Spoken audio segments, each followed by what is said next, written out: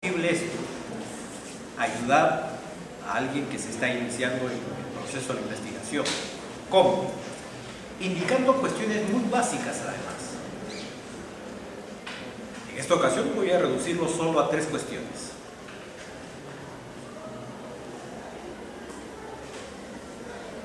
Primero, debe plantear el problema de investigación de manera lo suficientemente clara. Es decir, no es suficiente con que el investigador entienda lo que quiere decir. Es necesario que los demás también lo entiendan. Porque claro, de repente ustedes implícitamente pueden entender a qué están haciendo referencia con el problema que plantean, pero el resto no. Y aquí es muy importante la capacidad de comunicación que tenga el investigador del trabajo que va a realizar. Entonces, la claridad en el planteamiento del problema es fundamental.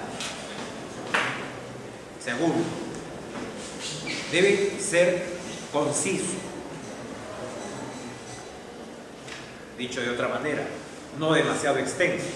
Aunque eso no significa que yo, porque el problema entre dentro de un párrafo, tenga que reducirle algunos elementos que luego no me van a permitir entender o comprender el sentido del problema.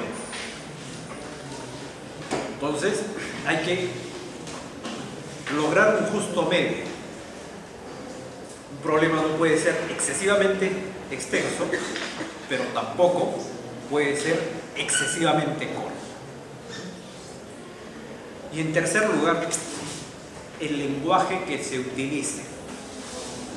Ya en exposiciones anteriores hemos hablado de la necesidad del lenguaje en el campo de la ciencia, en el campo de las ciencias sociales y en el campo de la ciencia política. Bueno, el lenguaje debe ser un lenguaje especializado, un lenguaje técnico. No es entonces el lenguaje coloquial. No podemos, dentro de nuestro problema de investigación, por ejemplo, utilizar categorías como partidos tradicionales, porque el cliché de tradicionales tiene una carga valorativa, negativa hacia esas organizaciones políticas. Y entonces, en nuestro afán de explicación, ya el solo contenido del término tradicional para hacer alusión a un partido político podría conducirnos a una explicación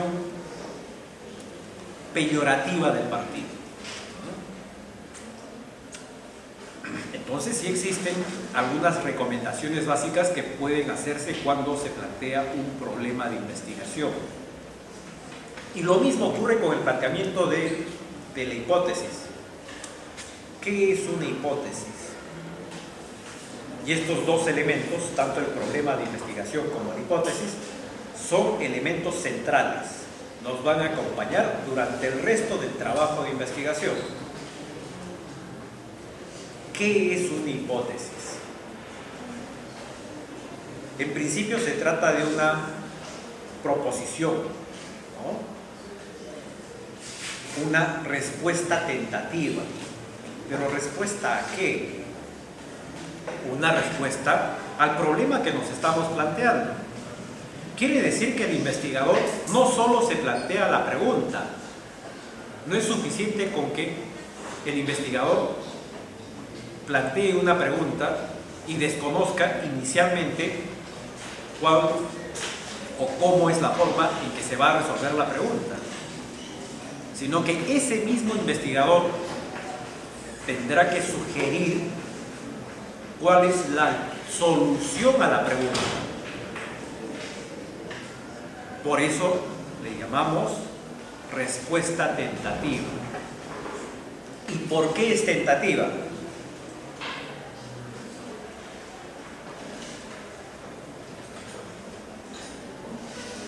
Porque mientras no haya sido contrastada empíricamente, entonces solo es una presunción.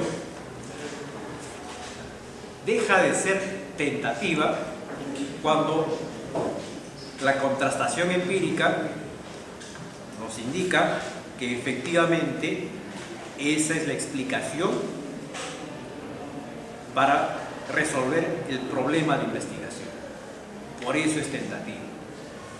Y esa hipótesis que fue inicialmente planteada terminará convirtiéndose en una teoría. La teoría entonces es el resultado del trabajo de investigación.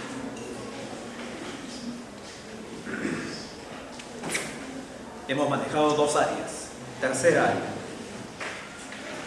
Seguimos en el proyecto de investigación. La identificación de sus variables e indicadores. Identificación de sus variables e indicadores. ¿Qué es una variable? Son las características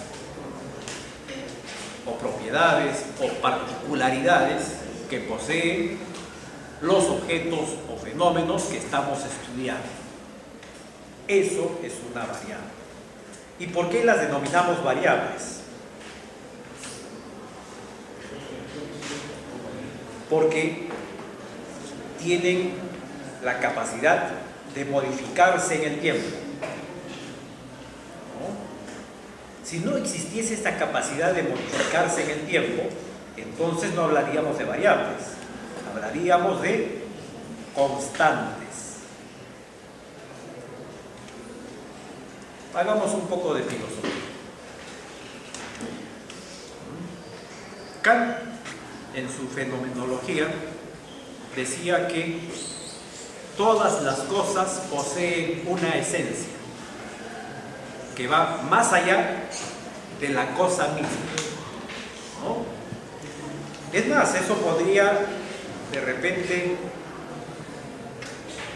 en el tiempo ir más atrás, ¿no? Platón, por ejemplo, decía que las cosas eran solo un mero reflejo de la idea, que lo importante era la idea, porque la idea era absoluta, completa, ¿no? A diferencia de las cosas, que eran imperfectas. Sin llegar a ese extremo, nosotros podemos afirmar que todos los objetos, individuos o fenómenos que estudiamos poseen dos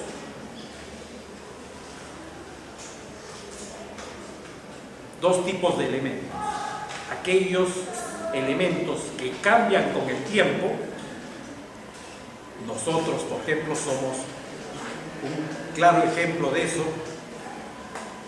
Si ustedes ven una fotografía de ustedes cuando tenían 3 meses de edad, obviamente no son iguales a verse en este momento en el espejo. Y sin embargo, se reconocen como la misma persona. Quiere decir que ha habido una serie de características que han cambiado en el tiempo.